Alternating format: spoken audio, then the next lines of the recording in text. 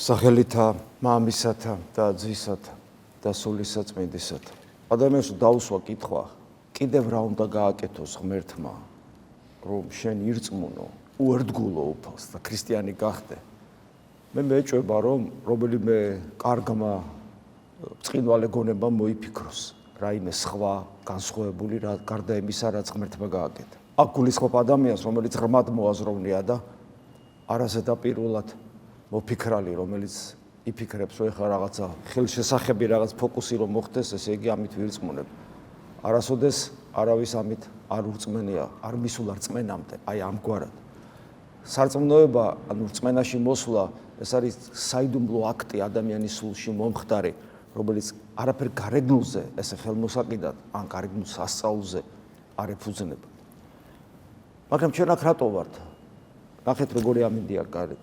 რატომ არ განმარტოვდით ჩვენ სახლში, ოჯახის წევრებთან, სითბოში და ასე შემდეგ, რატომ რისთვის მოვედით აქ? ერთადერთი პასუხია, ეს არის რწმენა, რომელმაც არ მოგვასვენა სახლში, ვირჩევნია წამოვსულიყავით აქ, ასეთ ამინდში, იმისათვის, რომ ჩვენი სარწმუნოებრივი მოთხოვნილება, ჩვენი სულისა დაგვეკმაყოფილებინა, ჩვენ სულს წყურია უფალი ჩვენი იესო ქრისტე და ამიტომ მოვდივართ აქ.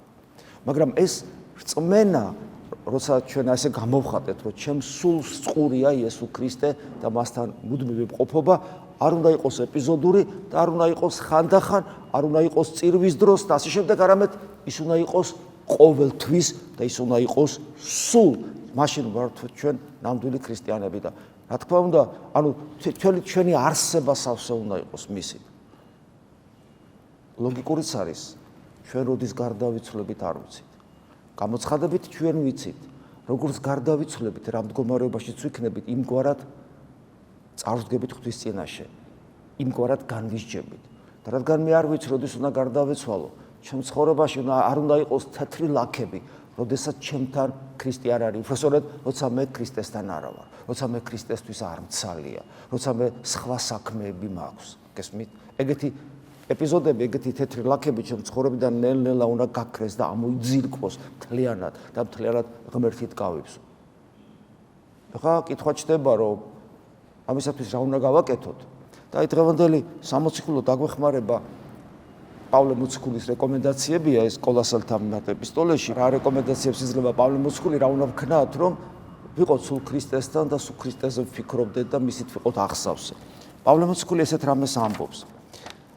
ეგზალენით, ანუ ფრთხილად იყავით, რომ ნუ ვინმე იყოს წარმტყველნელ თქვენ და ან ვიღაცამ არ დაგატყვევოთ, ვიღაცამ არ წაგიყვანოთ, ვიღაცამ არ მოგტაცოთ ის ძვირფასი, რაც თქვენ გაქვთ. ვინმე, ანუ ეს რას ნიშნავს? ჩვენ ქრისტიანები ვართ რა ამ სამყაროში, ყოველთვის ვიღაცა ჩვენზე ნადირობს. ეს დევნის მანიაკი არ უნდა გქონდეს, უნდა იცოდე, რომ ეშმაკი ყოველთვის მოჩენილია შენზე და ის ცდილობს ყოველთვის ისეთ სიტუაციაში, ისეთ მდგომარეობაში ჩაგაგდოს და ისეთი მახე დაგიგოს, იმგვარად გაცდუნოს, რომ შენი რწმენა შეიბღალოს და შენის გულმხურვალება დაკარგო. ამას ნიშნავს, ნუ ვინმე იყოს, ფრთხილად იყავით, რომ ნუ ვინმე იყოს წარმტყველნელ თქვენ და რითი უნდა მაცდუნოს მე ბორო ადამიანმა თუნდაც, რომლის უკან ეშმაკი დგას, ანუ საბოლოო ჯამში ჩვენი ბრძოლა არ არის სისხლისა და ხორცის წინააღმდეგ, არამედ დაცემული ანგელოზების წინააღმდეგ. რა ინსტრუმენტი აქვს? მე რომელსაც ღმერთი მინდა და მინდა რომ სულ მასთან ვიყო, რა ინსტრუმენტი აქვს მას, რომ მე მაცდუნოს? და ახლა პავლე მოციქული მეუბნება რა ინსტრუმენტი აქვს. მოძღვრებითა, ნახეთ, სიბრძნის მოყვარებითა, ანუ ინტელექტუალური ლოგიკური აზროვნება სულიერი გამოცდილებას მოწყვეტილი, როცა ადამიანი რაღაცა ნაწილია თავისი მდგომარეობისა, მხოლოდ რაღაც პატარა ნაწილი, ინტელექტუალური.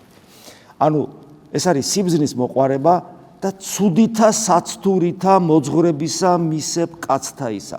ანუ ცუდი საცდური, რომელიც ეფუძნება ადამიანურ მოძღვრებას, და ეს ადამიანური მოძღვრება რას ეფუძნება? წესთა მათებრ ამის სოფლისა. ფაქტურად მატერიალიზმის, ამ სოფლის კანონებს, ამ სამყაროს კანონებს, ამ სამყაროს ლოგიკას.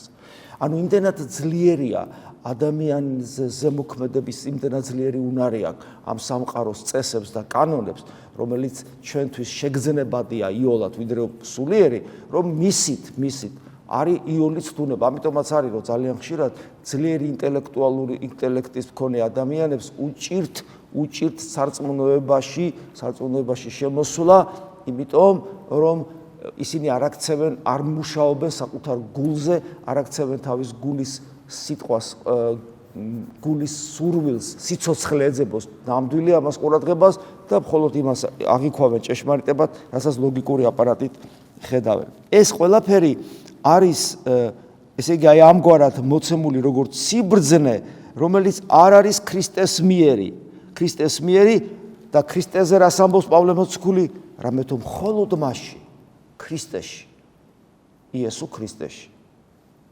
რომლის შობას ახლა ვიზეიმეთ, დღეს მის წინადაცვეთის დღე არის, როცა ის მთლიანად შემოდის ადამიანურ ჯულში, გზას გვიკვალავს ამ სამყაროში, ყველგან აბსოლუტურად, მათ შორის რელიგიურ ჯულში. რამე თუ მასში, ნასწორად ქრისტეში არის დამკვიდრებული ყოველი სავსება ღვთაებრიისა ხორციელად. ეს არის ერთერთი დიდებული სიტყვები პავლე მოციქულისა, რომ ქრისტეში არის დამკვიდრებული მთელი ღვთაებრიობა ხორციელად. ანუ იესო ქრისტე ღმერთის რაღაც ნაწილი კი არ არის.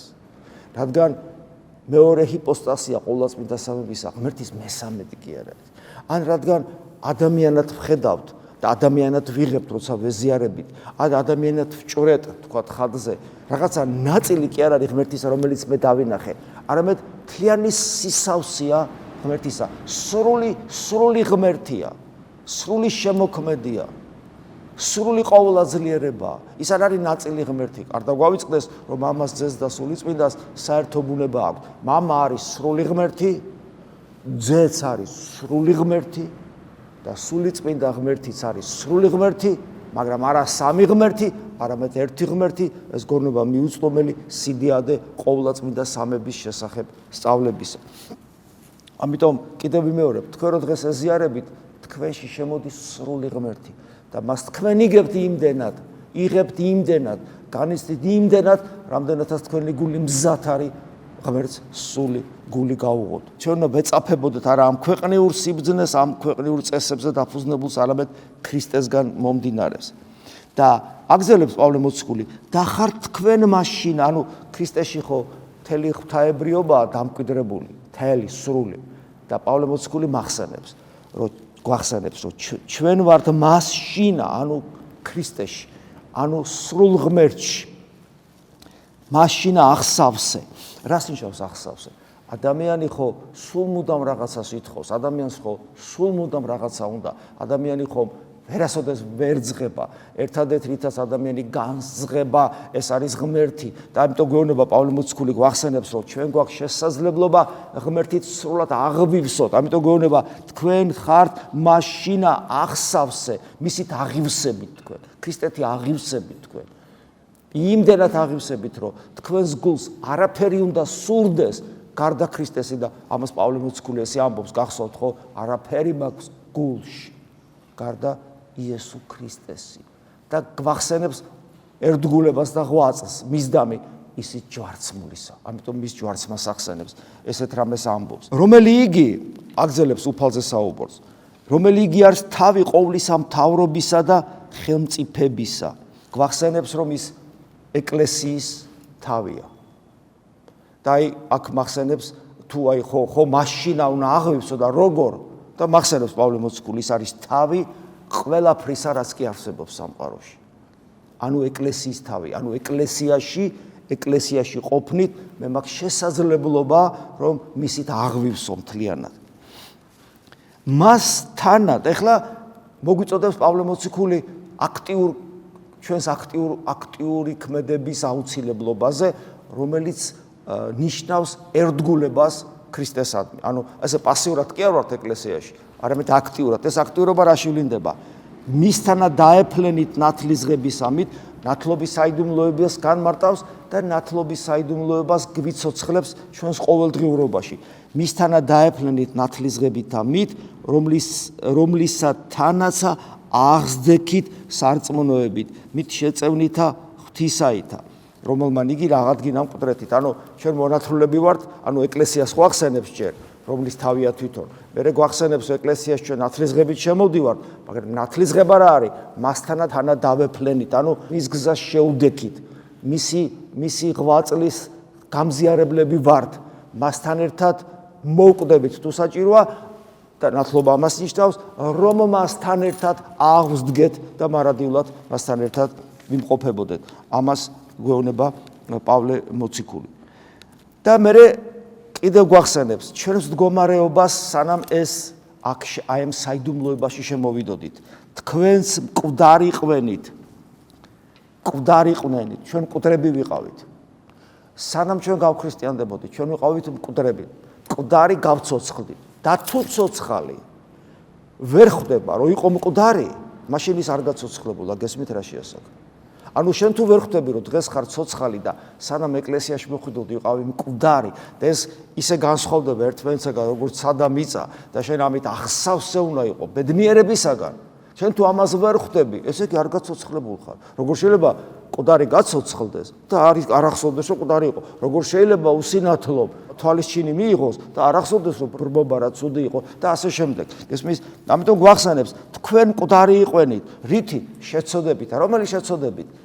უღმერთობით, უქრისტეობით, დავწმუნდებით. შეცოდება უამრავია. მთავარი ცოდვა რა არის? უქრისტეობა, უღმერთობა. უქრისტეობით შეცოდება, ანუ ღმერთის გარეშე ცხოვრობდით. ეს არის შეცოდება, აცდენილი ვიყავით, ჩვენი ყოფიერება აცდენილი იყო აბსოლუტურად ღმერთს და თუ ვინა უფრო დავაკონკრეტოთ, ღვთისნებას, ჩვენი თავისუფლება რეალიზდებოდა ღვთისნების მიღმა, ღვთისნების წინააღმდეგ და ღვთისნებაზე აცდენით. ეს არის შეცოდება. ამიტომ აი მაგით, რომ ღვთისნებას აცდენილი ვიყავით მკვდარი და რა საცოდავია ადამიანი.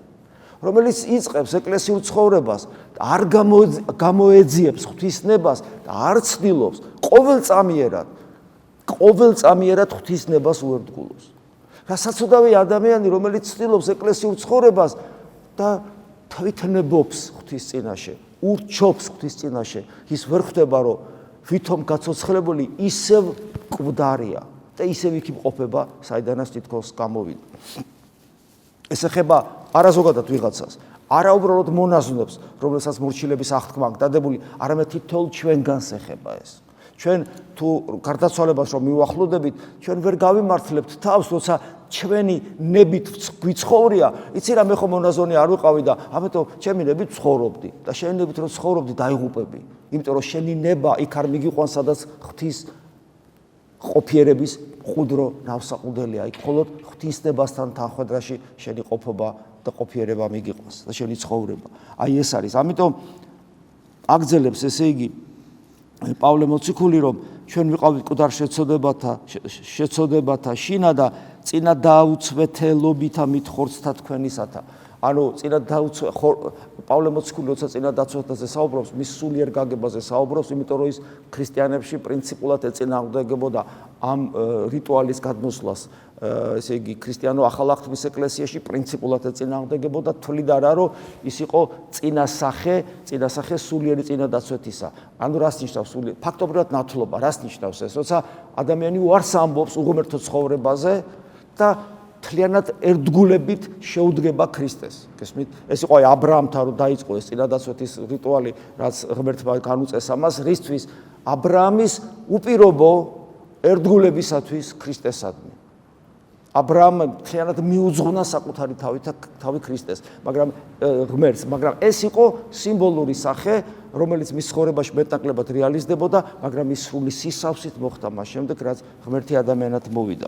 მე აგზელებს მისთან, ანუ ქრისტესთანა განგვაცხოველა. ჩვენ თუ ცოცხლები ვართ და მკვდრები აღარ ვართ, მხოლოდ იმიტომ ვართ ცოცხლები, რომ ქრისტესთან ერთად ვართ. ვართ ქრისტესთან ერთად თუ არა ვართ ქრისტესთან ერთად. და თუ ვართ ქრისტესთან ერთად, მაშინ ეს ნიშნავს, რომ ჩვენ ქრისტეს გონება გვაქვს, ჩვენ ქრისტეს სული გვაქვს, ჩვენ ქრისტეს თვალებით ვიყურებით, გესმით, და ქრისტეს მსგავსნი ვხდებით ნელ-ნელა. ოღონდ ეს ნელ-ნელა ისეთი ნელა არ უნდა იყოს, რომ გარდავიცვალოთ და ქრისტეს არ ვგავდეთ. რამე თუ ცხონება ნიშნავს, გავდეთ ქრისტეს და თვალს რო აახელთ მიღმიერ სამყაროში, დაიხუჭება რა ამ ქვეყნიური ხორციელი თვალები, დაინახავ მას ისეც როგორიც შენ ახარ, როგორც იოანე მოციქული ამბობს. გესმით? აი ეს არის ძალიან მნიშვნელოვანი. ამიტომ ჩვენ მასთან ერთად გაგვაცოცხლა, მოგვიტება ჩვენ ყოველი შეცოდებანი. აი ხო გვინდა რომ მოგვიტევოს. ხედავთ რამხელა წინაპირობა აქვს, რომ ცოდვები მოგვეტეოს. აი ეს ყველაფერი ჩვენი ცხოვრების წესი უნდა გახდეს. მოგვიტევა ჩვენ ყოველი შეცოდებანი. მე აგზელებს და ახოცა ჩვენთვის ხელით წერილი, ანუ გესმით, ადამი რო დაეცა, მას განაჩენი აქვს გამოუტანეს, განაჩენი, ხო, საღვთო სამართლით განაჩენი აქვს გამოტანილი. რაც არის მოკვდება, ის ამ ცხოვრებაში ცხოვრებს და ასე შემდეგ და ხორცით მიწაში შეერევა, სული ჯოჯოხეთში ჩადის, ფაქტობრივად ეს არის განაჩენი, რომლისაგანაც მას თავის დახსნის საშუალება არ აქვს. ეს არის ის ხელით წერილი საღვთო განგებულება, რომელიც ადამიანისათვის მარადიული სიკვდილის ტოლფასია, თუ მას ღმერთი არ გამოიხსნება. და ღმერთი როგორ გამოიხსნის, ის მოდის და ბრძანება, ანუ საღვთო ცოდნა, საღვთო განგებულება განცხადა, საღვთო საიდუმლოება განცხადა, ღმერთი მოვიდა ადამიანად, შენ ხდის ღვთის ტაძრად, რომ შენ გახდე მადლით ღმერთი. ამიტომ ახოცა ის ხელით წერილი, რომელიც ჩვენი განაჩენი იყო, ბრძანებად, ანუ იმ მადლით იმ ცოდნით და იმ მადლით, რომელიც ღვთის განკაცება მოიტანა და ეს ხელით წერილი იყო ჩვენს ანტრაკად, ანუ ჩვენს წინააღმდეგ აღმართული, რომელიც ჩვენ არ გვიშვებდა, ღმერთთან ერთობის საშუალებას არ გვაძლევდა და ეს ყველაფერი აიღო, აგზელებს პავლე მოციქული, ეს ჩვენი განაჩენი აიღო და ნახეთ რას ამბობს, ეს აიღო ეს განაჩენი ჩვენი და შეამსჭვალა ჯვარს. აი ჯვარზე რომ მოკვდა ქრისტე, აქ აღესრულება ჩვენი მიტევების საიდუმლოება. ის რაც ჩვენ განაჩენი გვაქვს ადამიანში და რაც განაჩენი გვაქვს ჩვენი პირადი დამატებული ცოდვებით, ეს ყველაფერი აიღო და თავის ხორცთან ერთად ჯვარზე მიამსჭვალა. ანუ ფაქტობრივად ეს გააქარწყლა აი ამ ჯვრის საიდუმლოებით, ამას ამბობს პავლე მოციქული. და ეხლა აი ამ საიდუმლოებაზე რო გველაპარაკება პავლე მოციქული, მე გვახსენებს იმას, რაც თავიდან გვითხრა, რომ ვიღაცები მოვლენ და ესე იგი სიბძნის მოყვარებით, ამქვეყნიური წესებით და კანონებით, მათ შორის რელიგიური ფილოსოფიით და გვაცდუნებენ. ეხლა ნახეთ, ისევ იქ ბრუნდება პავლე მოციქული და ამბობს, ნუ რა ვინ შეგაცდეთ. აი ამაზე ხო გველაპარაკება და ეს რასაც გველაპარაკება, ეს საიდუმლოებრივია. ეს ქრისტეს პირდაპირ ჯვარზე სიკვდილს უკავშირდება, გესმით, რამხელა რამე ხდება და უცებ ისევ მოვიდა და გვეუბნება, ნუ რა ვინ შეგაცდენ და რითი გვაცდენს ეხლა ისევ აგზელებს, რითი გვაცდენს სხვა ადამიანი, რომლის უკან ეშმაკი დგას. ნახეთ რა საოცარ ამას ამბობს. მოჩვენებითი სიმდაბლით და ანგელოზთა მსახურებით და მე თვითონ ეს ადამიანიც იღუპება და აგზელებს პავლე მოციქული, რატო ესეთი ადამიანი რაშია ჩაზირული, თავის ფუჭ ხილვებში დანთქმული და თავისი ხორციელი გონებით ამაოდ განლაღებული, გახარებული, რომ რაღაც სიბრძნეს მიაღწია, სიმდაბლეს მიაღწია და ასე შემდეგ. და კი მაგრამ ადამიანი იკითხავს, როგორ გამოვიცნო? მეც ხო შეიძლება შევცდე ვიღაცა იტყვის. როგორ მივხვდე? როგორ მივხვდე, რომ ვიღაცამ არ მაცდუნოს? უპირველეს ყოვლისა, ეკლესიას ვინც უარყოფს, სულ რომ ფრთები კონდეს და ანათებდეს, ეშმაკის სახურია. და ეკლესიის წიაღში რომიც იყოს და ეკლესიის მთლიანობას არ ყევდეს და ეკლესიის სწავლებას ეწინააღმდეგებოდეს. სულ რომ მკვდრებს აცოცხლებდეს, არ გაეკაროთ ასეთ ადამიანს. ღმერთ ჩვენგან უნდა არა მკვდრების გაცოცხლება, არა განათება და ფრთების ტყლაშუნი, არამედ თავდაბლობა, სიმშვიდე და გულმოწყალება, ანუ ქრისტესადმი მსგავსება და სხვა არაფერი. ღვთისნებისადმი უპირობა მორჩილება და არა რაღაც ფოკუსების მოხდენა, გესმით? არ შევცდეთ, არ გვაცდუნოს ეშმაკმა ასეთი ადამიანებით, რომლებიც სამწუხაროდ მისი მსახურები არიან. ვინც განშორებია თავს, ამ შემთხვევაში ეკლესიის თავი არის ქრისტე. ეკლესიას ვინც განეშორება, ის განეშორება ქრისტეს. ქრისტეს ეკლესიისადმი დამოკიდებულებით განისაზღვრება ქრისტესადმი დამოკიდებულება. გაიხსენეთ პავლე მოციქულს რო ეცხადება, როცა პავლე მოციქული მიდის ქრისტიანების დასარბევად. პავლე მოციქულს რო ეცხადება, სინათლე ეცხადება, რომელიც ლაპარაკობს. პავლე მოციქულის შეწუნებული დაბლა დაეცემა და ვინ ახარ ეუბნება პავლე მოციქული და მე ვარ იესო პავლე ეუბნება რომელსაც შენ ზდევნი გახსოვთ რამდენჯერ მithქვავს თქვენთვის პავლე მოციქულს სიცოცხლეში იესო ქრისტე არასოდეს უნახავს როგორ დევნიდა როცა არასოდეს უნახავს მაგრამ პავლე მოციქული ვის დევნიდა პავლე მოციქული ეკლესიას დევნიდა აწიოკებდა საპყრობილეში ყრიდა გესმით სტეფანე პირველ მოწამეს მკვლელობის თანამონაწილეა ეკლესიის მდევნელია პავლე მოციქული და მას უფალი უწოდებს უფალი ეუბნება რატომ დევნი მე ეკლესიის დევნა ეკლესიის შეურაცხყოფა ეს არის უფლის დევნა და უფლის შეურაცხყოფა და ამიტომ ვინც განშორდება თავს ანუ ქრისტეს ის განშორდება ეკლესიას ვინც განშორებია თავს რომლის მეოხებითაც მთელი სხეული სახსათა და ნაწევართაგან შეკრული შეერთებული დაუბრკოლებლივ იზრდება საღვთოს დიდ ეს არის ეკლესია მთელი სხეული ჩვენი ნაწილები ყველაფერი ეს ჩვენა ვართ თავი იესო ქრისტეა ვინც განშორდება მას ის არის უკვე ქრისტეს წერი ქრისტეს მოღალატე ქრისტეს უარყოფელი და ჩვენ ამის საპირისპიროდ და ამაოდ განლაღებული თავის აზრებში და მე ამის კომპენსაციას რომ უწყვეტილია მათ ის მოჩვენებითი თავდაბლობით და რაღაც ესე იგი ანგელოსთან მსახურებით და სიბრძნით და ღვთისმეტყველებით აცდუნებს ადამიანებს მე აგძელებს თუ ქრისტესთან ერთად მოკვდით და ესე ხო ნათლისღება მაგას ნიშნავს ამ ქვეყნიური საწყისისათვის და მე აქ არის შემარცხვენელი სიტყვები პავლე მოციქულის ქრისტესთან ერთად ჩვენ მოვკვდით ამას ნიშნავს ჩვენი ქრისტიანობა ამ ქვეყნიური საწყისისთვის ანუ ამ ქვეყნიური ცხოვრების წესისთვის კანონისთვის გესმით ანუ ჩვენ კი ვცხოვრობთ ამ სოფელში მაგრამ გული ღმერთს ეკუთვნის და არა ამ სოფელს ჩვენ კი ვცხოვრობთ ამ სოფელში მაგრამ კარგად გაცნობიერებული გვაქვს რომ ეს დროებითია და სიკვდილთან ერთად ეს ყველაფერი წაგვერთმევა ჩვენ კი ვცხოვრობთ ამ სოფელში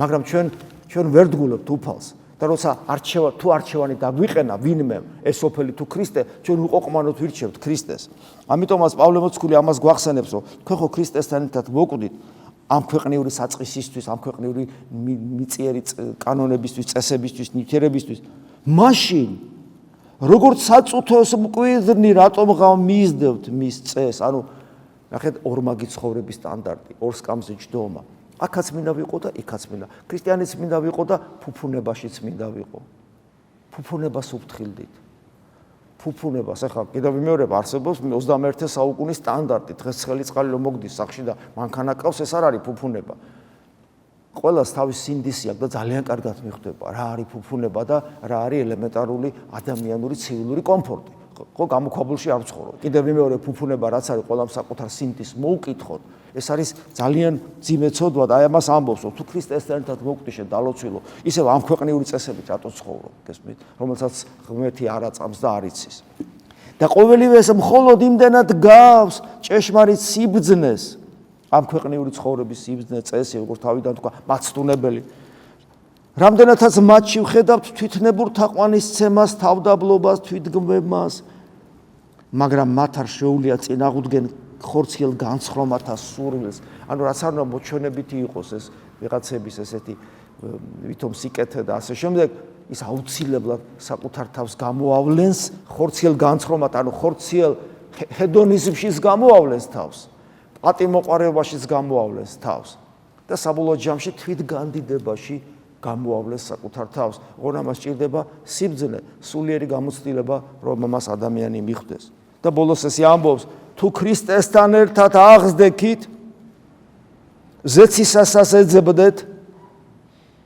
სადაც ქრისტე ზის ღვთის მარჯვნივ ზეცისასაც ფიქრობდეთ და არა მიწისას ეს ის მოწოდება ცეცხლოვანი მოწოდება პავლე მოციქულისა რომელიც ჩვენ ცხოვრებაში უნდა გავატაროთ და გავაცოცხლოთ ამგვარად ჩვენი სარწმუნოება გაცოცხლდება ამგვარად გავიაზრებთ ყველა დღეს სასწაულს როგორც ხშირად ვამბობთ ხოლმე და მათ შორის დღევანდელ დღეს წინადაცვეთის დღეს უფლისას რომელიც ჩვენი ცხოვრებისათვის ხდება ადამიანი და ადამიანური ყველა გამოცდილების ყველა ადამიანურად ცხოვრების ყველა გამოცდილება გაიზიარა საკუთარ თავზე მხოლოდ ჩვენთვის გააკეთა ეს იმისათვის რომ ჩვენთან მაქსიმალურად ახლოს მოსულიყო ისი ახლოს რომლის იქით შეუძლებელია ჩვენ გულში მკვიდრდება ჩვენში შემოდის ყველაში ქრისტიანში, ყველა ქრისტიანში დამკვიდრებულია იესო ქრისტე.